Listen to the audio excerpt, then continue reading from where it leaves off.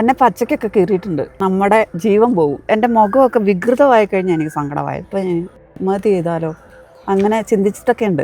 എനിക്ക് വിരലുകളില്ല, മൂക്ക് പോയി മൊത്തം പോയതായിരുന്നു. പിന്നെ 2 ദ്വാരം മാത്രമേ ഉണ്ടായിരുന്നു. റോബോട്ട് മനുഷ്യൻ ഇരിക്കുന്ന പോലെ ഞാൻ ഇരിക്കുന്നത്. കൈയൊക്കെ ഇങ്ങനെ ഇരുന്നിട്ട് ഇങ്ങനെ ഇരിക്കുന്ന പുറകോട്ട്. ലീവിന് പോയി ഒരു ഡോക്ടർ എന്നെ നോക്കിക്കൊണ്ടിരുന്നത്. പുള്ളിക്കാരൻ തിരിച്ചു വന്നപ്പം ഈ 10 ദിവസത്തിൽ 3 ദിവസം ഡ്രസ്സിങ് ചെയ്തോളൂ.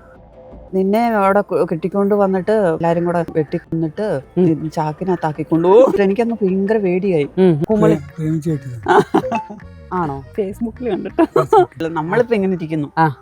നമ്മളെയൊക്കെ ആരും ഇഷ്ടപ്പെടാം. പിന്നെ 17 വർഷം ഞാൻ കൂടത്തിൽ അങ്ങനെയല്ല.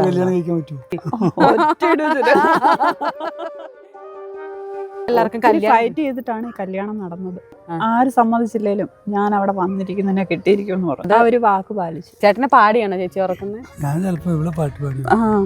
അതേത് പാട്ട്? ഓഫീസായിരിക്കും. 2 വർഷത്തിൽ വന്നാലും ഇടയ്ക്കിടയ്ക്ക് 2 ഇടി കൊടുക്കും. ഇടയ്ക്കെന്ന് പറഞ്ഞാൽ 1 മിനിറ്റ് വഴക്കിട്ടിട്ടുണ്ടെങ്കിൽ അപ്പഴേ വരും.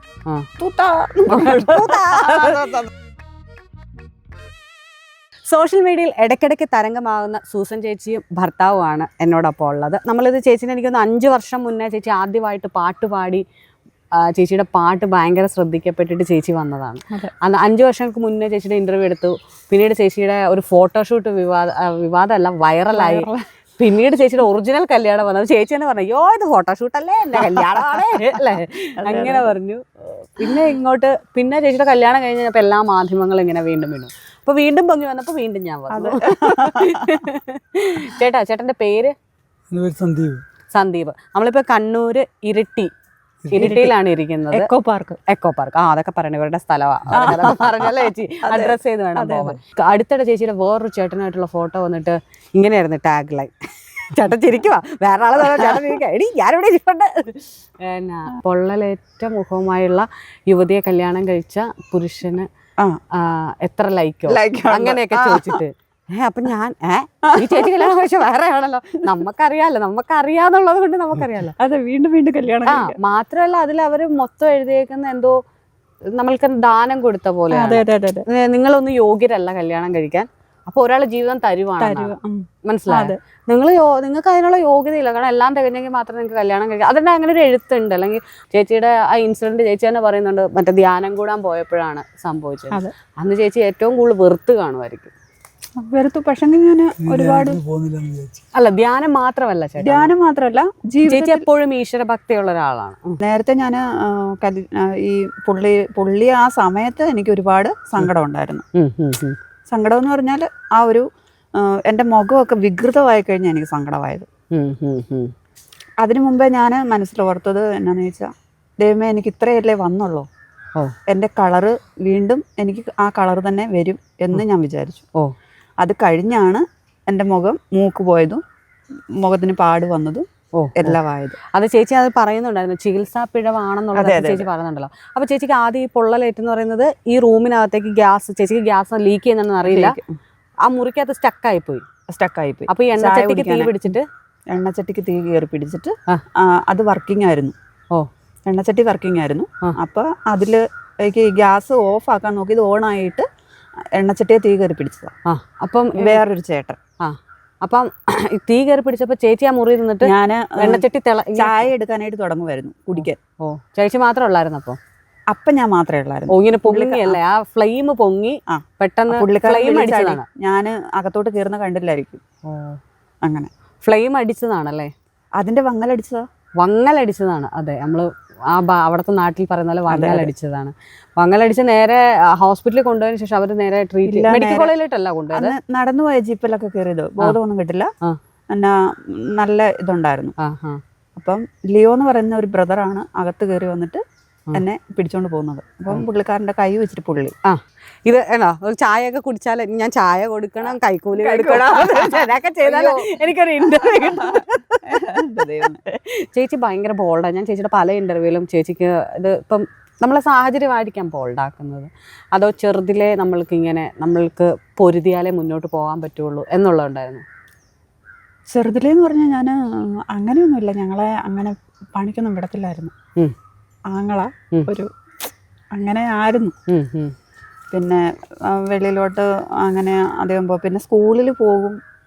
അങ്ങനെ ഒരു സാഹചര്യത്തിൽ വളർന്നുകൊണ്ടായിരിക്കാം ഒരു ബുദ്ധിമുട്ടും കഷ്ടപ്പാട്. അങ്ങനെ വളർന്നിട്ട് പിന്നെ പുള്ളിക്കാരൻ്റെ ഒരു ഇതെന്ന് പറഞ്ഞാൽ പുള്ളിക്കാരന് ഇപ്പോൾ ഒരു ആണിൻ്റെ മുഖത്ത് നോക്കത്തില്ല. അങ്ങനെയൊക്കെയുള്ള ഒരു ഭയങ്കര സ്ട്രിക്റ്റ് ആയിട്ട് നിങ്ങൾ അങ്ങനെയായിരുന്നു പേടിയായിരുന്നു. ഓക്കെ. അപ്പം പിന്നെ ഞാൻ പുള്ളി കഴിഞ്ഞ ആണ് ഇത്രയും ഇതായെന്ന് തോന്നുന്നു. കുറച്ചുകൂടെ നമുക്ക് സൊസൈറ്റിയെ ഫേസ് ചെയ്യുന്നത് എന്നാന്ന് ചോദിച്ചാൽ എന്നെ ആ പുള്ളി ആ ഒരു സമയത്ത് എന്നെ ഒരുപാട് പേര് നോക്കിയിട്ടുണ്ട്. നമ്മുടെ കാര്യങ്ങൾ നമുക്ക് ചെയ്യാൻ പറ്റാതെ വരുമ്പോൾ എനിക്കൊരു സ്പൂണ് പോലും എടുക്കാൻ പറ്റത്തില്ലാത്ത അവസ്ഥയിൽ അപ്പം നമുക്ക് പെൺപിള്ളേർക്ക് ഒരുപാട് കാര്യങ്ങളുണ്ടല്ലോ. അപ്പം ആ ഒരു സമയത്തൊക്കെ ഒരു ഞാൻ ഇങ്ങനെ പറഞ്ഞിട്ടില്ല, പക്ഷെ ഞാനിപ്പോൾ പറയുക, ഈ പീരിയഡ്സിൻ്റെ സമയമൊക്കെ ആകുമ്പോഴത്തേക്കിനും നമുക്ക് ഒരുപാട് ബുദ്ധിമുട്ടുകളുണ്ട് പെണ്ണുങ്ങൾക്ക്.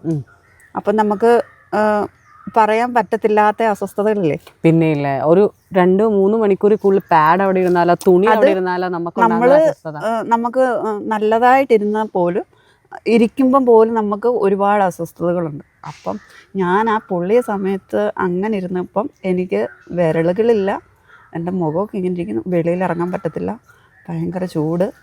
അങ്ങനെയൊക്കെ ഇരിക്കുന്ന ആ ഒരു സാഹചര്യത്തിൽ അമ്മയും പിന്നെ എൻ്റെ ധ്യാനകേന്ദ്രത്തിൽ നിന്ന് കുറേ ചേച്ചിമാരൊക്കെയാണ് എന്നെ നോക്കിയത് ഒക്കെ. അപ്പോൾ അവരൊക്കെ ഇങ്ങനെ എല്ലാ കാര്യങ്ങളും ചെയ്തു തരുമ്പം അവർക്കൊരു മടിയില്ല. മോളേക്കാൾ അതുപോലെ നോക്കുന്നത്, മക്കളെക്കാട്ടിലും കാര്യമായിട്ടാണ് നോക്കുന്നത്. അപ്പം എനിക്കത് മറക്കാൻ പറ്റത്തില്ല. ആ ഒരു സാഹചര്യത്തിൽ ഞാൻ ചിന്തിച്ചു, ആ ഒരു സമയത്ത് ഞാൻ ചിന്തിച്ചായിരുന്നു ഇങ്ങനെ ഇരിക്കണ്ട എനിക്ക്. എന്നാന്ന് ചോദിച്ചാൽ എനിക്കിങ്ങനെ പറ്റത്തില്ല. എന്നാന്ന് ചോദിച്ചാൽ മറ്റുള്ളവരുടെ ആ ഒരു ഇതുകൊണ്ട് എനിക്ക് പോകാൻ പറ്റത്തില്ല. എത്ര നാൾ പോകാൻ പറ്റും നമുക്ക്? അതെ, എത്ര നാൾ പോകാൻ പറ്റും. അപ്പം അമ്മയ്ക്കും വയ്യാണ്ടായി വരുന്നു. അങ്ങനെയൊക്കെ ഒരു പ്രായമായ സമയത്ത് വേറെ വീട്ടിൽ ചെന്നാൽ വേറെ ആരുമില്ല അങ്ങനെ. അപ്പം ഞങ്ങളുടെ വീട്ടിലെ സാഹചര്യവും അതുപോലത്തെ ഒരു സാഹചര്യമാണ്. അപ്പം പറ്റത്തില്ലാതെ വന്നപ്പം വീട്ടിൽ ഇടയ്ക്കിടയ്ക്ക് ഇങ്ങനെ ഈ ശബ്ദമൊക്കെ കേൾക്കുമ്പോൾ എനിക്ക് ഭയങ്കര അസ്വസ്ഥതയൊക്കെ ആയിരുന്നു. അപ്പം മതി ചെയ്താലോ അങ്ങനെ ചിന്തിച്ചിട്ടൊക്കെ ഉണ്ട്. അല്ലെങ്കിൽ തമ്പുരാനെ എന്നെ അങ്ങ് വിളിച്ചേര്, എനിക്ക് ഇങ്ങനെ ഇരിക്കണ്ട, എനിക്ക് വൈകി, എനിക്ക് മടുത്തു എന്നൊക്കെ പറഞ്ഞു. പക്ഷേ കുറേയേറെ ഞാൻ അന്നേരം വീട്ടിൽ നിന്ന് തന്നെ എനിക്ക് കുറേ സങ്കടങ്ങളൊക്കെ ഉണ്ടായിട്ട് ഒന്നും പറഞ്ഞിട്ടില്ല. പക്ഷെങ്കിൽ എനിക്ക് ഒരുപാട് സങ്കടങ്ങളൊക്കെ ഉണ്ടായി. അന്നേരം ഒക്കെ ഞാൻ ചിന്തിച്ചു, അന്നൊക്കെ ചിന്തിച്ചതാ. ഞാൻ കുറേ ദിവസം കുറേ നാളിങ്ങനെ പോയി. പിന്നെ വീടിന് വെളിയിലൊക്കെ ഇറങ്ങാൻ പറ്റത്തില്ലാത്ത ആ ഒരു സാഹചര്യത്തിൽ പിന്നെ എല്ലാവർക്കും കാണുമ്പോഴത്തേക്കിനും ഒരു ബുദ്ധിമുട്ടല്ലേ, നമ്മളെ കാണുമ്പോൾ ഒരു ബുദ്ധിമുട്ട്. അങ്ങനെയൊക്കെ ഞാൻ അങ്ങനെ ചിന്തിച്ചായിരുന്നു. പിന്നെ അത് കഴിഞ്ഞ് ഒരു 2 വർഷം കഴിഞ്ഞപ്പോഴത്തേക്കിനും ഞാൻ പിന്നെ നല്ല ബോൾഡായി, നോർമലായിട്ട് അതിനു മുമ്പേ തന്നെ ഇതായി. എന്നിട്ട് എന്നാന്ന് ചോദിച്ചാൽ അമ്മ കുളിക്കാനായിട്ട് ബാത്റൂമിൽ കയറാൻ പറഞ്ഞു. നീ അവിടെ പോയി നിൽക്ക്, തന്നെ പോയി നിൽക്കും, നീ അവിടെ പോയി നിൽക്കുക. അപ്പം മുടിയൊന്നുമില്ല, മുടിയൊക്കെ വെട്ടിക്കളഞ്ഞ ബോവ, ഈ എന്താ റോബോട്ട് മനുഷ്യനിരിക്കുന്ന പോലെ തന്നെ ഇരിക്കുന്നത്. ഈ കൈയൊക്കെ ഇങ്ങനെ ഇരുന്നിട്ട് ഇങ്ങനെ ഇരിക്കുന്ന പുറകോട്ട്. നമുക്ക് ഒന്നും എടുക്കാൻ പറ്റത്തില്ല. ഞാനത് ബാത്റൂമിൽ പോയി നിന്ന് കരയുക. അപ്പം അമ്മ ഇപ്പോൾ വരാമെന്ന് പറഞ്ഞു. അപ്പം ഞാൻ ചിന്തിച്ചപ്പോഴത്തേക്കിനും നമുക്കിത് എന്തുകൊണ്ട് ചെയ്തുകൂടാ, അങ്ങനെ മനസ്സിലേക്ക് ഇത് വന്നു. പതുക്കെ എടുത്താലോ, കപ്പെടുത്താലോ, അമ്മ വരുന്നതിന് മുമ്പേ കുളിച്ചാലോ എന്നൊക്കെ. നമ്മളെ കൊണ്ട് പറ്റുന്ന പോലെ അവരെ ബുദ്ധിമുട്ടിക്കാതെ. അപ്പം അവർക്കും ഒരു ഇത് ആകും. അങ്ങനെ ഓർത്തിട്ട് ഞാൻ പതുക്കെ നീങ്ങിപ്പോയി പടിയേരുന്ന കപ്പ് ഒരു വിധത്തിലെടുത്തിങ്ങനെ എടുത്തിട്ട് എങ്ങനെയൊക്കെയാണെന്ന് അറിയത്തില്ല. ഞാൻ അന്ന് കുറച്ച് വെള്ളമൊക്കെ ഫസ്റ്റ് പിടിക്കാനൊന്നും പറ്റത്തില്ലായിരുന്നു, കയ്യിൽ നിന്ന് ഇങ്ങനെ പോവും. എന്നിട്ട് ഞാൻ എടുത്തു. അങ്ങനെ എടുത്തെടുത്ത് പിന്നെ ഒരു വിധത്തിൽ കുളിച്ചു. ചകിരി എടുത്ത് ഇതിൻ്റെ ഇട വെച്ചിട്ട് ഞാൻ തേച്ച് കുളിച്ച് തേച്ചപ്പോൾ എനിക്ക് നല്ല ഇതായി, ആത്മവിശ്വാസമായപ്പം പിന്നെ ഞാൻ ഓർത്തു, ഇനിയും ബുദ്ധിമുട്ടിക്കണ്ട, നമുക്ക് പറ്റാവുന്ന പോലെ കുളിക്കാം എന്നോർത്തു. അങ്ങനെ പിന്നെ കുളിച്ച് അമ്മ വന്നപ്പോഴത്തേക്കിനും ഞാൻ പിന്നെ പറഞ്ഞു കുളിച്ചെന്ന് പറഞ്ഞു. അമ്മ വന്നപ്പോഴത്തേക്ക് ഒത്തിരി പേരിങ്ങനെ എൻ്റെ അടുക്കൽ വന്ന് പറഞ്ഞിട്ടുണ്ട് പുള്ളി കഴിഞ്ഞ സമയത്ത് ഇങ്ങനെ ഞാൻ മുണ്ടക്കയത്ത് 56 ദിവസം കിടന്നായിരുന്നു. മറ്റേ മനസ്സിലായി, റാണി മെഡിക്കൽ ട്രസ്റ്റിൽ. Medical trust. ഓക്കെ. അപ്പോൾ അവിടുത്തെ ഒരു എണ്ണയുണ്ട്, അപ്പോൾ അത് ഞാൻ വീട്ടിൽ കൊണ്ടുവച്ചിട്ടുണ്ട്. അങ്ങനെ ഇപ്പം ഈ കടുക് ഒക്കെ പൊട്ടിക്കുമ്പോഴത്തേക്കിന് ഇങ്ങനെ നിസാരം ഇങ്ങനെ പൊട്ടിത്തെറിച്ചിട്ട് എണ്ണ വേണ്ടിട്ട് ഇങ്ങനെ പൊള്ളിയിട്ട് ഇങ്ങനെ വരുമല്ലോ, കൊമളച്ചിട്ട് വരുമല്ലോ. അങ്ങനെ കുറേ ചേച്ചിമാരൊക്കെ വന്നിട്ടുണ്ട്, എടീ നീ എങ്ങനെ സഹിച്ചടി, എനിക്ക് സഹിക്കാൻ പറ്റുന്നില്ലെന്ന്, ഈ ഒരു എണ്ണ പൊട്ടിത്തെറിച്ചതാ, സഹിക്കാൻ പറ്റുന്നില്ല എന്ന് പറഞ്ഞു. ഞാൻ എപ്പോഴോ +2 പഠിക്കുന്നത് ഇത് ഇനി ഞാൻ പൊള്ളിയതാ, ഇത് കൂടാഞ്ഞിട്ട് പറയാൻ മേലായിരുന്നു, ഇത് ഓൾറെഡി പൊള്ളിയിരിക്കുന്നു. ഞാൻ പിന്നെ മറ്റേ ഇത് ലാമ്പില്ലേ, ലാമ്പ് ഇങ്ങനെ വെച്ചേക്കുമായിരുന്നു, അത് പൊട്ടിത്തെറിച്ചു. ഈ വങ്ങിയ കൈക്ക് പിന്നെ എങ്ങനെ ഇങ്ങനെ ഇത്രയും? ഇത് പിന്നെ അവര് പുഷ്പഗിരിക്കാര് പൊതിഞ്ഞ് മൂടി കെട്ടി വെച്ചതാ, അങ്ങനെ ചെയ്യാൻ പറ്റത്തില്ല. പറ്റത്തില്ല. പലകയും പഞ്ഞിയും കൂടെ ആവി അടിച്ചിട്ട് 10 ദിവസത്തെ ലീവിന് പോയി ഒരു ഡോക്ടർ എന്നെ നോക്കിക്കൊണ്ടിരുന്നേ. ആ സമയത്ത് പുള്ളിക്കാരൻ തിരിച്ചു വന്നപ്പം ഈ 10 ദിവസത്തിൽ 3 ദിവസത്തെ ഡ്രസ്സിങ് ചെയ്തോളൂ. അന്നേരം ഇത് പഴുത്തു. അങ്ങനെ ചെയ്യാൻ പാടില്ല, അങ്ങനെ ഒരിക്കലും ചെയ്യാൻ പാടില്ല. ഇലയിലൊക്കെ അങ്ങനെ വാഴയിലൊക്കെ കിടക്കും. മെഡിക്കൽ കോളേജിൽ ഇങ്ങനെ അറിയാം, നമ്മളിങ്ങനെ അയ്യോ ഞാൻ ആ ഭാഗത്തേക്കേ പോവില്ലായിരുന്നു. ടെൻഷൻ, വേദന ഒന്നും കൊണ്ടല്ല, അവർക്ക് വേദന സഹിക്കുന്ന നമുക്ക് സഹിക്കാൻ പറ്റില്ല. ഇപ്പൊ ഞാൻ പറഞ്ഞേ +2 പഠിച്ചപ്പോ അരി വാർത്തതാ, 2-3 വെച്ചിട്ട് ചോറും ഇത് വന്നത്, അതങ്ങനെ തന്നെ പൊള്ളി കിടക്കുക. അന്നിങ്ങനെ ഭയങ്കര വേദന എടുത്ത് ഇങ്ങനെ കാറിയേ. ചേട്ടാ കല്യാണം കഴിഞ്ഞിട്ട് എത്ര നാളായി? 2 വർഷം. ഏപ്രിൽ 20 ചേച്ചി ഇത്രയും ദൂരം കുമളി ആണോ? ഫേസ്ബുക്കിൽ കണ്ടിട്ട്. ഫേസ്ബുക്കൊക്കെ ഉള്ള ആളാണല്ലേ ഇവിടെ? ഫേസ്ബുക്കൊക്കെ ഉണ്ട്. ചേട്ടൻ ഫേസ്ബുക്കിൽ കൂടെ കണ്ടത് എങ്ങനെയാ ചേച്ചീനെ? ചുമ്മാ സ്ക്രോൾ ചെയ്ത് പോയപ്പോഴാ? പിന്നെ ഇന്റർവ്യൂ കണ്ടിട്ടുണ്ടായിരുന്നു, പാട്ട് കേട്ടിട്ടുണ്ടായിരുന്നു. ഞാനിങ്ങനെ കൂട്ടുകൂടാൻ പോയതാണല്ലേ? മെസ്സഞ്ചറിൽ വെറുതെ മെസ്സേജ് അയച്ചു. എന്താ അയച്ചേ? വെറുതെ ഒരു ചൂണ്ടയിട്ട് നോക്കിയത് ആ കുളത്തിലേക്ക്, മറ്റേ നമ്മുടെ ഇതിനകത്ത് ഇടുന്ന പോലെ അല്ലേ? ഞങ്ങളുടെ പുറകിൽ കാണുന്ന ഇരട്ടിപ്പുഴയിലേക്ക് ചൂണ്ടയിടുന്നു ചേട്ടൻ എടുത്ത് നോക്കി. പക്ഷെ അത് കുമളിയിലാ വന്ന് കൊത്തിയത്. പറ സത്യം. എന്ത് മെസ്സേജ് അയച്ചെന്ന് വെച്ചാൽ ഒന്നും കൊടുത്തില്ല, ചുമ്മാ മാറ്റി പറയുന്നത്, നമ്മളെ കുറിച്ച് അനാവശ്യം പറയുന്നത്. ഹായ് എന്നാണോ ഇട്ടത്? ചേച്ചി തന്നെ അങ്ങനെ ആ സമയത്ത് ചേച്ചി ഓർത്ത് ആരോ സഹായം ചോദിക്കുന്ന പൊള്ളല് പറ്റിയിട്ട് ആരോ സഹായം അല്ല ചേച്ചി, അല്ല നമ്മളോട് മിണ്ടാൻ വരുന്നത് അങ്ങനെ പറഞ്ഞു. നീ കല്യാണം കഴിച്ചോ, ഭയങ്കര ദൈവവിശ്വാസവും കാര്യങ്ങളൊക്കെ ഉണ്ട്,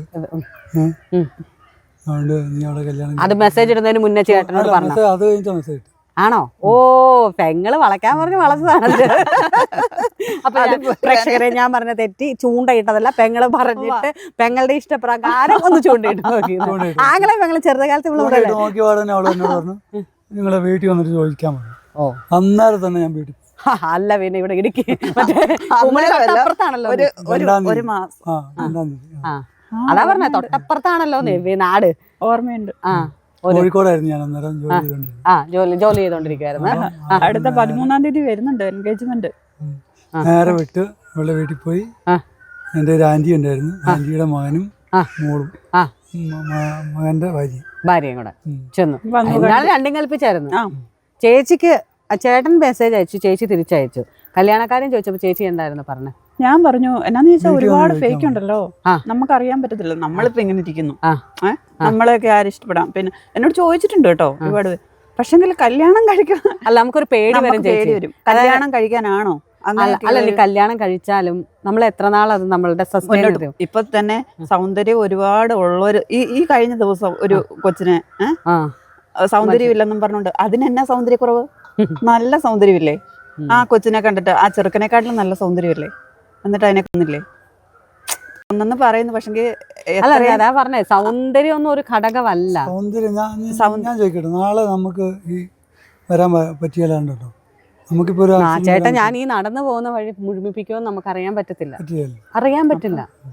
ഞാൻ നിന്ന നിപ്പിലാണ് എനിക്ക് ആക്സിഡന്റ് ഉണ്ടായത്. ഞാൻ ഡാൻസ് കളിക്കാൻ പ്രിപ്പയർ ചെയ്തോണ്ടിരുന്ന ഞാൻ വീട്ടിൽ നിന്ന് വന്ന വഴിക്കാണ് ആക്സിഡന്റ്. പിന്നെ ഒരു മാസം കടന്നുപോയി. എല്ലാം നമ്മളുടെ നമ്മളൊന്നും മനസ്സിൽ വിചാരിക്കുന്ന പോലെ അല്ലല്ലോ. എല്ലാം മുകളിലിരിക്കുന്നവന്റെ ഒരു എന്നിട്ട് ചേട്ടനെ വിളിച്ചിട്ട് ഇങ്ങനെ ഇഷ്ടമാണെന്ന് പറഞ്ഞു, നമ്പർ കൊടുത്തു. ചേട്ടന്റെ വീട്ടിൽ വീട്ടിൽ വന്ന് ചോദിക്കാൻ പറഞ്ഞു. പെങ്ങളൊക്കെ അന്നേരം സംസാരിച്ചു. എന്റെ ചാച്ചനും അമ്മയ്ക്കും ഒന്നും ഇഷ്ടമല്ലായിരുന്നു. എന്നു വെച്ചാൽ കണ്ണൂർ എന്ന് പറയുമ്പോഴത്തേക്കും അതുകൊണ്ടുള്ള പേടിയായിരുന്നു. ഭയങ്കര അറിയത്തില്ലല്ലോ, നമ്മൾ ഈ വാർത്തയിലൊക്കെ കാണുന്നത് ഇന്നും കണ്ണൂര് വെട്ടും കുത്തും കൊലയുവാ. പക്ഷെ ഇങ്ങനെ തന്നെ പേടിപ്പിച്ചു ആ സമയത്ത്. എന്ത് പറഞ്ഞു?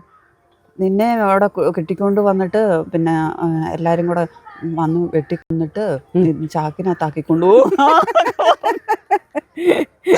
ഞാൻ പറഞ്ഞു ഞാൻ വരുന്നില്ലെന്ന് പറഞ്ഞു. അന്നേരം എന്നിട്ട് കുറെ നേരം എന്നിട്ട് പറ്റിച്ചിട്ട് എനിക്കങ്ങ് ഭയങ്കര പേടിയായി. അങ്ങനെയൊക്കെ ചെയ്യുമോന്നൊക്കെ ചോദിച്ചു. ആദ്യകാലങ്ങളിൽ നമുക്ക് അറിയത്തില്ല.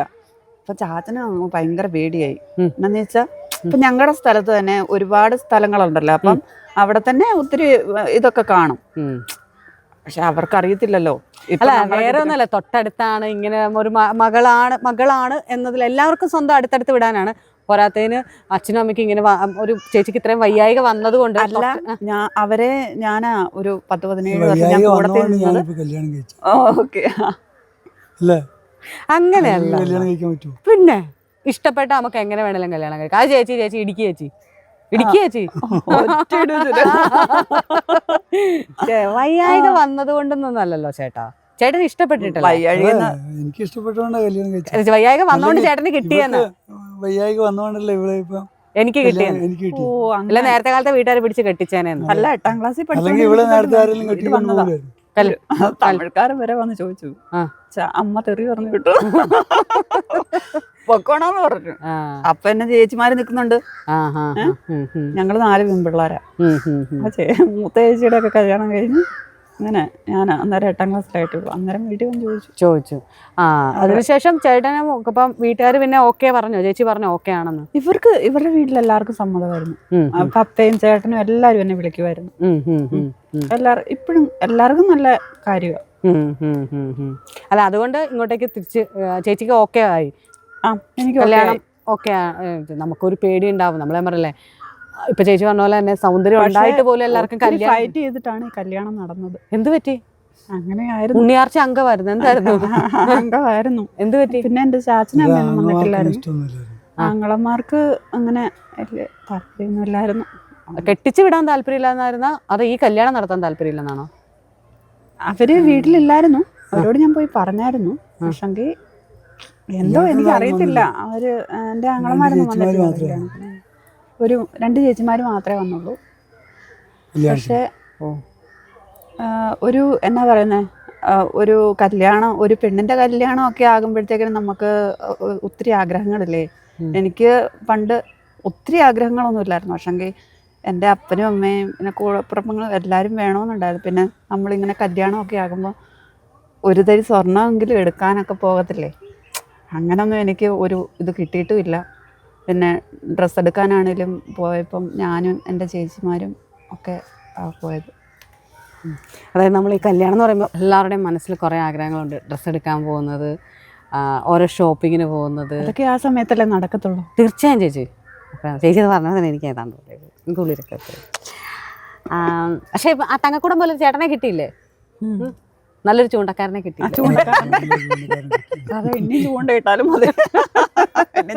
ചേച്ചി വിഷമിക്കണ്ട, കരയണ്ട.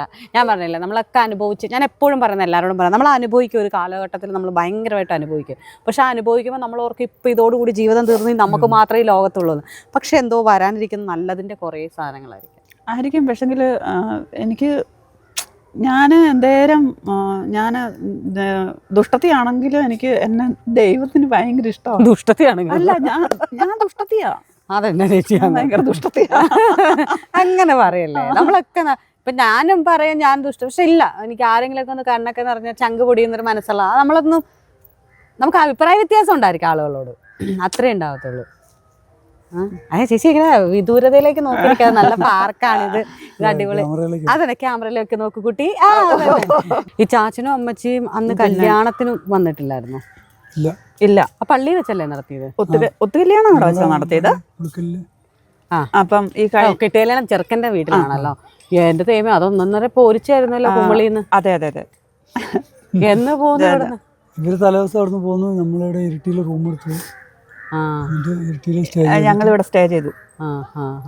എന്നിട്ട് രാവിലെ 10 മണിയായപ്പോഴത്തേക്കും പള്ളിയിലേക്ക് പോയി. അത് ഇത്രയും ദൂരം ഉള്ളതുകൊണ്ട് അച്ഛനും അമ്മയും വരാത്തെ. അന്ന് ചേട്ടനൊക്കെ പിന്നെ അതൊന്നും ഞാൻ ഓർക്കുന്നില്ല. എന്നാന്ന് ചോദിച്ചാല് അല്ല എല്ലാരും പറഞ്ഞതാ പോകാന്, ഇത്ര ദൂരം കൂടുതലായതുകൊണ്ടാലും പോകണം. പക്ഷെങ്കിൽ ഇപ്പോഴും ഞാൻ ആഗ്രഹിക്കുന്നുണ്ട്. എല്ലാരും എന്നാ എല്ലാരും ചോദിക്കുമ്പോഴേ നമുക്ക് ഇല്ലേ ആഗ്രഹങ്ങൾ. അപ്പം ഈ കഴിഞ്ഞ ഇടയ്ക്ക് ഞങ്ങൾ അവിടെ പോയിട്ടുണ്ടായിരുന്നു. അപ്പം അച്ഛനും അമ്മയും വരാനായിട്ടൊക്കെ പറഞ്ഞത്. പക്ഷെങ്കിൽ അമ്മയ്ക്ക് തീരെ വയ്യായിരുന്നു. അപ്പൊ ഇവിടെ വന്നിട്ട് എന്തെങ്കിലും ആയി പോയിട്ടുണ്ടെങ്കിലേ ഒരു സങ്കടം നമ്മളെ പഞ്ഞിക്കിടും. അത് കാരണം നല്ലതാണെന്നറിയാമല്ലോ പഞ്ഞിക്കൊക്കെ ഉണ്ട്. കല്യാണത്തിനല്ലേ വരാത്തുള്ളൂ, പഞ്ഞിക്കിടാൻ വരാലോ അവർക്ക്. എല്ല് മാത്രമേ ഉള്ളൂ. ചിലപ്പോ അവരുടെ എന്തെങ്കിലും സാഹചര്യങ്ങൾ കൊണ്ടായിരിക്കാം, ജീവിത സാഹചര്യങ്ങൾ കൊണ്ടായിരിക്കാം, നമുക്കറിയില്ലല്ലോ ഓരോ മനുഷ്യരുടെ. ഞാൻ ഓർക്കുന്ന എല്ലാവർക്കും ഓരോ കുടുംബങ്ങളായില്ലേ. തീർച്ചയായും. ഇതിപ്പോ എനിക്ക് തോന്നുന്നു ചേച്ചി ഇത് കുറെ നാളായിട്ട് പറയുന്നതാണ്, എനിക്ക് എല്ലാവരുടെ കൂടെ ജീവിക്കണം, എല്ലാരെയും കാണണം, എടുക്കണം. ഇല്ല, എനിക്കിപ്പം ഞാന് അന്ന് പറഞ്ഞായിരുന്നു. പക്ഷെ കല്യാണത്തിന് ആരും വന്നിട്ടില്ലായിരുന്നല്ലോ. ഞാൻ പറഞ്ഞില്ല, എന്റെ 2 ചേച്ചിമാരെ ഉണ്ടായിരുന്നുള്ളൂ. അപ്പൊ അവിടെ പോകുമ്പോ ഞങ്ങള് ചേച്ചിമാരുടെ വീട്ടിലാണ് പോകുന്നത്, വേറെ എങ്ങും പോകാറില്ല.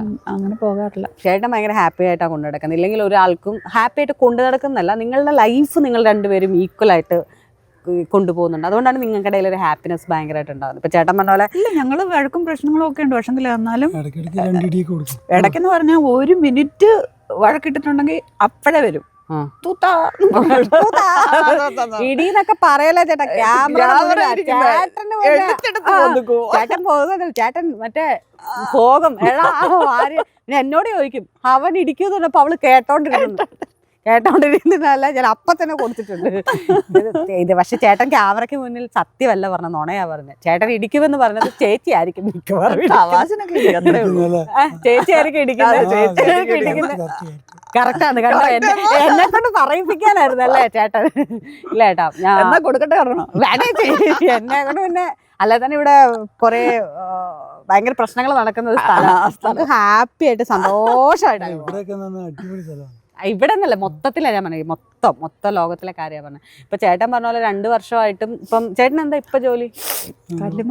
കല്ലുവണ്ടിയെ പോകും, ലോറിയെ പോകുന്നുണ്ട്. നമുക്ക് എങ്ങനെയാണെങ്കിലും സമാധാനപരമായിട്ട് ജീവിച്ചാലോ. ഇപ്പൊ ചേട്ടനാണേലും ചേട്ടൻ്റെ ബന്ധുക്കാരൊക്കെ അന്ന് ചോദിച്ചിട്ടുണ്ടാവാം എന്താണ് പെണ്ണിന്റെ വീട്ടിൽ നിന്നൊക്കെ ആള് വരാത്തത്. ആര് വന്നില്ല, എന്താ പെണ്ണ് വന്നില്ലേ കെട്ടാൻ? പെണ്ണ് വന്നില്ലേ? നിങ്ങൾ ജീവിക്കുന്നില്ലേ 2 വർഷം? പുള്ളി എന്നോട് പറഞ്ഞായിരുന്നു, ആര് സമ്മതിച്ചില്ലേലും ഞാൻ അവിടെ വന്നിരിക്കുന്നതിനെ കെട്ടിയിരിക്കുന്നതാണ്. അത് ഒരു വാക്ക് പാലിച്ചു. അത് ചേട്ടൻ്റെ ഉറപ്പ്. അങ്ങനെയാണ്. എന്തോ ജീവിതം കൊടുത്ത പോലെയാണ് ചേട്ടനെ കുറിച്ച് എല്ലാവരും സപ്പോർട്ട് ചെയ്ത് പറയുന്നത്. ചേട്ടൻ എന്താ അതിനെ കുറിച്ച് മറുപടി പറയാനുള്ളത്? ചോദിക്കട്ടെ, ഇവർക്ക് പൊള്ളലേറ്റുകൊണ്ടല്ലേ ഇങ്ങനെ എല്ലാവരും പറയുന്നത്. ഇത് നമുക്ക് നാളെ സംഭവിക്കാൻ പറ്റിയില്ലേ? ചേട്ടൻ മുന്നേ പറഞ്ഞ പോലെ ഇവർക്ക് പൊള്ളലേറ്റില്ലായിരുന്നു, എനിക്ക് കിട്ടത്തും കൂടി ഇല്ലായിരുന്നു. മനസ്സിലായോ? അത് സത്യത്തിൽ അന്ന് ചേച്ചിക്ക് തീപ്പൊള്ളലേറ്റത് വാങ്ങിയത് ചേട്ടനെ കിട്ടാൻ വേണ്ടിയിട്ടാണ്, ഈ ഇരിട്ടിയിലേക്ക് വരാനുള്ളൊരു വഴി. ഇത് നമ്മൾ തമാശയ്ക്ക് പറയുന്നുണ്ടെങ്കിലും ചേച്ചി അനുഭവിച്ച വേദനകളൊന്നും മാറ്റി നിർത്തിയിട്ടല്ല കേട്ടോ ഞാൻ പറഞ്ഞത്. നമുക്കൊരു നല്ലത് വരും, അതായത് നമുക്ക് നമ്മളെ അറിയുന്ന.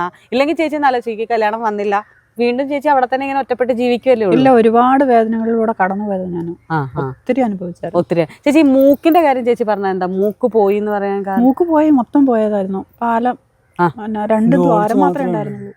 പിന്നെ ഇതിപ്പോ സർജറി ചെയ്തതാ? സർജറി ചെയ്തതാ, പ്ലാസ്റ്റിക് സർജറി കാലേന്ന് എടുത്ത് ചെയ്തതാ. ഇവിടെ നല്ലേ? ഓക്കെ. പ്ലാസ്റ്റിക് സർജറി ഞരമ്പ് കൂട്ടിയെടുത്താ. ഈ കാലം കൊണ്ട് ഞാൻ 6 മാസം നടന്നു. ഈ കാലം കൊണ്ട് ഇത് ഈ പാദത്തിന്റെ ഇവിടെ വരെ കാണായിരുന്നു. അപ്പം അമ്മ എന്റെ ഗവൺമെന്റ് ആശുപത്രി പോയി ഡ്രസ് ചെയ്യും. മാമു എന്ന് പറയുന്നൊരു ചേച്ചിയുണ്ട്, ആ ചേച്ചിയാണ് കരിച്ചു തന്നത്. അത് കാണണമായിരുന്നു. അതിങ്ങനെ എടുക്കുമ്പോൾ ഭയങ്കര വേദനയാണ്. വട്ടത്തിൽ ഇങ്ങനെ ഇത് വെച്ചിട്ട് ഞരമ്പ് കൂട്ടിയല്ലേ എടുക്കുന്നത്. എന്നിട്ട് വെള്ള കളറായിട്ട് ഇങ്ങനെ ഇരിക്കും. അതെടുക്കുമ്പോൾ നമ്മുടെ ജീവൻ പോകും. എന്നെ പച്ചക്കൊക്കെ കീറിയിട്ടുണ്ട്. പച്ചക്കെന്ന് പറഞ്ഞാൽ തുന്നി കിട്ടിയിട്ടുണ്ട്. എനിക്കതൊക്കെ കേൾക്കുമ്പോഴേ ആട്ടി പറ്റുന്ന ഒരു ആന്തല ചേച്ചി. എനിക്ക് പേടിയാവുന്നു ചേച്ചി അത് പറയുമ്പോൾ തന്നെ. പക്ഷെ വേറെ ആരെങ്കിലും ഇങ്ങനെ ഈ കീറുന്നതോ എങ്ങനെയും ഒക്കെ കാണുമ്പോൾ എനിക്ക് ഭയങ്കര കരച്ചിൽ വരും.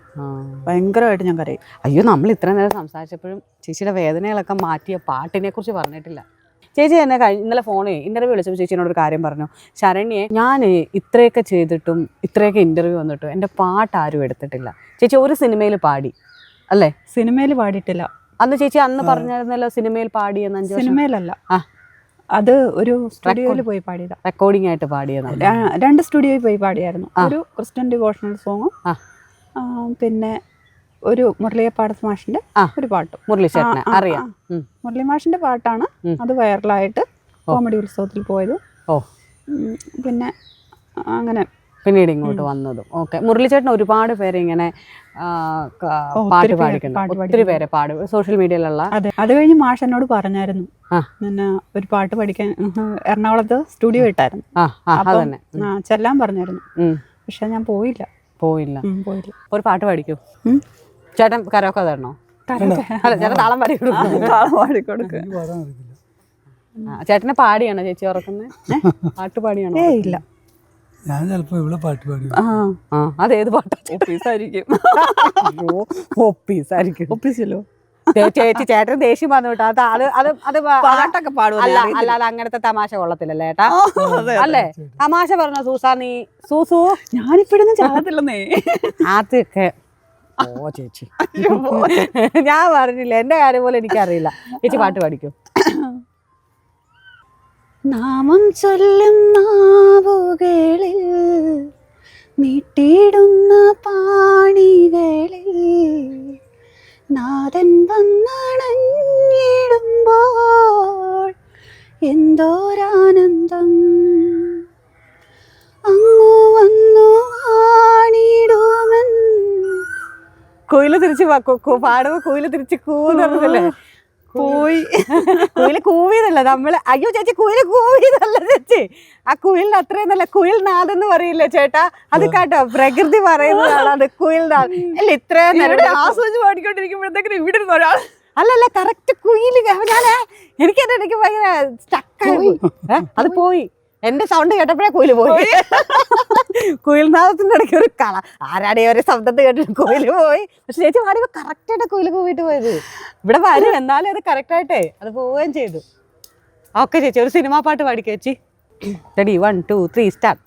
രാസാത്തിയൊന്ന് കാണാതെ നെഞ്ച് കാത്താടി പോലാടുത്. രാസാത്തിയൊന്ന് കാണാതെ നെഞ്ച് കാത്താടി പോലാടുത്. பொழுதாகி போச்சு விளக்கேத்தியாச்சு பொன்மான ஒன்ன தேடுது. ராசாத்தி ஒன்ன காணாத நெஞ்சு காத்தாடி போலாடுது. കാത്താടി പോലാടുത്. ഞാൻ നുണ പറഞ്ഞാണോ? കുയില് വീണ്ടും വന്നില്ലേ? കുയില് വീണ്ടും കുയില് പറയാം ഇവിടെ ആരാ എന്നെ അല്ല ചിരിയല്ല. കുയില് കഴിക്കുന്ന എനിക്ക് വേറെ കോമ്പീറ്റ് ചെയ്യാൻ ആരാ വന്നത്? ഞാൻ വാ തുറന്നാ കുയില് നിർത്തി. ദൈവമേ, എനിക്ക് ചിരിക്കാൻ വയ്യ. അപ്പൊ ചേട്ടാ, ഇങ്ങനെ പാട്ടൊക്കെ കേട്ട് നല്ല നമ്മൾ വീണ്ടും ഇപ്പം ഇനിയും നിങ്ങൾ ഇങ്ങനെ റെലവൻ്റ് ആണ്. അതായത് ഇപ്പം ചേട്ടനും ചേച്ചിയും പറഞ്ഞതുപോലെ നിരന്തരം കുട്ടികളെ നിറത്തിൻ്റെ പേരിലും കളറ് പോരാന്നും നിരന്തരം നിറം മറ്റേ സ്വർണം പോരാ, അല്ലെങ്കിൽ നീ എന്ത് കൊണ്ടുവന്നു, നിൻ്റെ വീട്ടിൽ നിന്ന് എന്ത് കൊണ്ടുവന്നു, അങ്ങനെയൊക്കെ ഉള്ളൊരു ഭയങ്കര പ്രശ്നങ്ങൾക്കിടയിൽ കുഞ്ഞുങ്ങൾക്ക് ഇറങ്ങിപ്പോകാനൊരു സ്പേസ് ഇല്ലാത്ത ഇടങ്ങളിൽ അവർ ആത്മഹത്യ ചെയ്യുന്ന ഒരു സമയത്താണ് നിങ്ങളെപ്പോലുള്ളവരുടെ പ്രാധാന്യമുള്ളത്. ഒരുപാട് പേര് 100 പവൻ കൊടുത്തെന്ന് പറഞ്ഞാലും പിന്നെ അവിടെ ചെന്നിട്ട് അല്ല, ഞാൻ വിചാരിക്കുന്നത് സൂസൻ ചേച്ചിക്ക് ജീവിതം കൊടുത്ത ചേട്ടൻ എന്നല്ല, നിങ്ങൾക്ക് 2 പേർക്ക് എങ്ങനെ സൗന്ദര്യത്തിന് മേലെ, പണത്തിന് മേലെ, ബന്ധുക്കൾക്ക് മേലെ. ചേച്ചി പറഞ്ഞല്ലോ ആൾക്കാരും ഇല്ലെങ്കിലും ഞാൻ വരും കെട്ടിക്കൊണ്ട് പോകുമെന്ന് ചേട്ടൻ പറഞ്ഞ്, ചേട്ടൻ വന്നു, ചേട്ടൻ കെട്ടിക്കൊണ്ട് പോകുന്നു. ആ ഒരു രീതിയിൽ ഇന്ന് നിങ്ങൾ സന്തോഷമായിട്ട്, നമ്മളെപ്പോലുള്ളവർക്ക് നിങ്ങൾ ഐഡിയൽ കപ്പിളാണ്. അതായത് സന്തോഷത്തോടെ ജീവിക്കുന്ന നല്ല ഭാര്യ ഭർത്താക്കന്മാരാണ്. അതുകൊണ്ടാണ് നമ്മൾ വന്ന് എടുത്തത്. എനിക്കിട്ടും കുയില് കൂവുന്നുണ്ട്. അതുകൊണ്ടാണ് നമുക്ക്, ഞാൻ പറഞ്ഞില്ല, അങ്ങനെയുള്ളൊരു സൊസൈറ്റിയോട് നിങ്ങൾക്ക് എന്തെങ്കിലും പറയാനുണ്ടോ? ഇപ്പം കല്യാണം കഴിക്കുന്ന എല്ലാവരും പറയും ലോട്ടറി പോലെയാണ്. കാരണം എല്ലാവർക്കും നല്ലൊരു പാർട്ട്ണറെ കിട്ടണമെന്നില്ല. എത്ര സ്നേഹം ഉണ്ടെന്ന് പറഞ്ഞാലും അറിയില്ല എങ്ങനെയാണെന്നുള്ള. എന്താ ചേച്ചിക്കും ചേട്ടനും പറയാം? കല്യാണം കഴിക്കാൻ നിൽക്കുന്നത് ഉണ്ട്, ഇഷ്ടം പോലെ ആൾക്കാരുണ്ട്. കാരണം ആൾക്കാർക്ക് ഇപ്പം കല്യാണം കഴിക്കാത്തവര്, ഇവിടുന്ന് പിന്നെ പെണ്ണ് കിട്ടാത്തവര് അവിടെ വെളിയിൽ പോയാണല്ലോ ചൈനക്കാരെയും ഒക്കെ ആണല്ലോ കിട്ടുന്നത്. അത് സുഖമായിട്ട് ജീവിക്കുന്നു. അതൊക്കെ 100-ൽ 1 മാത്രമേ ഉള്ളൂ. അല്ല, ഒത്തിരി പേരുണ്ട് ഇപ്പൊ. അല്ല, അങ്ങനെയല്ല ചേച്ചി, നമുക്ക് എവിടെന്നെങ്കിലും പെണ്ണ് കിട്ടുക എന്നുള്ളതല്ല, നമ്മളെയും നമ്മൾ ഈ കല്യാണം വിവാഹം എന്ന് പറയുമ്പോൾ എല്ലാവരുടെയും വിചാരം കല്യാണം കഴിച്ച് കുഞ്ഞായി നെക്സ്റ്റ് ജനറേഷൻ എന്നാണ്. പക്ഷെ അതല്ലാണ്ട് നമ്മൾക്കൊരു ഷെയറിങ്, നമുക്ക് വൈകുന്നേരം വർത്താനം വൈകുന്നേരം തന്നെ നമ്മളെല്ലാം ജോലിക്കാരായാലും തൊട്ടോ വൈകുന്നേരം എന്ന് പറഞ്ഞാൽ ഞാൻ പറയുന്നത് എന്നാന്ന് ചോദിച്ചാൽ, ഇപ്പോഴത്തെ ചെറിയ മുസ്ലിങ്ങളാണെങ്കിൽ അവർ ഒരു 17-16 വയസ്സാകുമ്പോഴത്തേക്കിനും അവരെ കെട്ടിച്ചു വിടും. ഹിന്ദുക്കളാണെങ്കിൽ ഒരു 20 വയസ്സ് ഒക്കെ കെട്ടിക്കുന്നവരൊക്കെ ഇല്ലേ. ഞാൻ പറയുന്നത് അങ്ങനെയല്ല. എന്നാന്ന് ചോദിച്ചാൽ പെൺപിള്ളേർക്ക് ഒരു പക്വതയായിട്ട് അവർക്കൊരു ലൈഫ് അവര് തന്നെ അത് പ്രണയിച്ച് വിവാഹം കഴിക്കണം എന്നല്ല, ലൈഫിൽ ഐഡിയോളജി പ്രണയിക്കത്തില്ലാത്ത ആരുമില്ല, എല്ലാരും പ്രണയിക്കും. പ്രണയമുണ്ട്, കൊച്ചു പിള്ളേർ വരെ പ്രണയിക്കും. പ്രണയത്തിന്റെ അല്ല ചേച്ചി ഞാൻ പറഞ്ഞേ. ചേച്ചി പറഞ്ഞൊരു ഐഡിയോളജി പ്രണയിക്കുക എന്നുള്ളതല്ല, നമ്മളുടെ ജീവിതത്തിൽ വേണ്ട ആൾ ആപ്റ്റ് ആണോ എന്ന് തിരഞ്ഞെടുക്കാൻ നമുക്ക് ഇതൊക്കെയാണ് വേണ്ടതെന്ന് നമ്മുടെ ബോധ്യത്തിൽ നിന്ന് നമ്മൾ ചിന്തിച്ച് ആ പ്രായത്തിൽ അത് നിങ്ങൾക്ക് ജോലി നേടിയിട്ടേ അവര് കല്യാണം കഴിക്കാവുള്ളൂ. അവർക്ക് അവരുടേതായിട്ടുള്ള ഒരു ഇൻകം ഉണ്ടാവണം, വരുമാനം ഉണ്ടാവണം. കാരണം ഒരിക്കൽ ഇറങ്ങി പോകേണ്ടി വരുമ്പോൾ ഒരിക്കലും ചേച്ചി പറഞ്ഞു, ചേച്ചിയുടെ വയ്യായിക വന്നപ്പോൾ എത്ര പേരെ ആശ്രയിച്ചു. നമുക്കൊരു വരുമാനം അല്ലെങ്കിൽ ഒരുപാട് പേരെന്നെ സഹായിച്ചിട്ടുണ്ട്. പക്ഷെങ്കിൽ അതൊരിക്കലും എന്നാന്ന് ചോദിച്ചാൽ, നമുക്ക് എന്തെങ്കിലും ഒരു ജോലി ഉണ്ടെങ്കിൽ, ഇപ്പോഴും ഞാൻ ഒരുപാട് അനുഭവിക്കുന്നുണ്ട്. എനിക്കൊരു ജോലി ഇല്ലാത്തതുകൊണ്ട് എനിക്കിപ്പോ ഈ ഒരു ജോലി കിട്ടുമായിരുന്നെങ്കിൽ എനിക്ക് സങ്കടമില്ലായിരുന്നു. പക്ഷെങ്കിൽ എനിക്കിപ്പോ അവിടുന്ന് എന്നെ വിളിക്കുമ്പം ഇവിടുന്ന് ഞാൻ പോകണം. ചേച്ചി വരും എല്ലാം ഞാൻ പറഞ്ഞില്ലേ, സ്റ്റെപ്പ് ഇങ്ങനെ പതുക്കെ പതുക്കെ പതുക്കെ. എന്നോട് എല്ലാരും ചോദിക്കുന്നുണ്ട്, പിന്നെ ആയില്ലേന്ന്. പിന്നെ ഇതുപോലെ എല്ലാത്തിനും ഓരോ സമയമില്ലേ ചേച്ചി. ഞാൻ പറഞ്ഞത് നിങ്ങൾ കുഞ്ഞു നാളെ ആവാനല്ല, ഇല്ല അതാകുമ്പോ ഞാൻ വരും. ഞങ്ങൾ നോക്കുന്നുണ്ട് വരും ചേച്ചി. അതും നിങ്ങൾക്ക് ടൈമിൽ വരും. പിള്ളേരെ ഭയങ്കര ഇഷ്ടമാണ്. അപ്പൊ ചേട്ടാ ചിലപ്പോ എന്റെ ഇന്റർവ്യൂ നിങ്ങൾക്കൊരു രാശി കൊണ്ടുപോയി തരട്ടെ. ഓക്കെ, രാശി കൊണ്ടുപോയി തരട്ടെ, ഉറപ്പായിട്ടും കൊണ്ടുപോയി തരും. എനിക്ക് ഉറപ്പുണ്ട്. കാരണം എനിക്കറിയാതെ ഞാൻ ചേച്ചി കുറച്ച് പറഞ്ഞു, ഞാൻ ദുഷ്ടത്തിയല്ല, ഞാൻ ദുഷ്ടത്തിയല്ല. പക്ഷെ എനിക്ക് എപ്പോഴെങ്കിലും എനിക്ക് ഒരാളോട് സംസാരിക്കാൻ കിട്ടിയാൽ ഞാൻ കുറച്ച് പോസിറ്റീവ് എങ്കിലും അവർക്ക് കൊടുക്കും. അപ്പോൾ ഉറപ്പായിട്ട് നിങ്ങൾക്ക് ഉണ്ടാവും. പക്ഷേ അതെടുക്കുന്നത് ഞാനായിരിക്കും. ആ ഇന്റർവ്യൂ എടുക്കുന്നത് ഞാനായിരിക്കും. ആർക്കും കൊടുക്കുന്നില്ല, എക്സ്ക്ലൂസീവ്.